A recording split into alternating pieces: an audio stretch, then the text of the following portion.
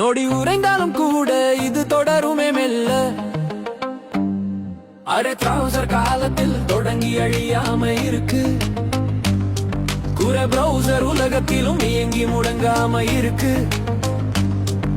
மாமா மச்சான் மிச்சம் என்ன சொல்லாத உறவே இல்ல. நண்பன் தரும் எனர்ஜிக்குத்தான் அளக்க ஸ்கேலே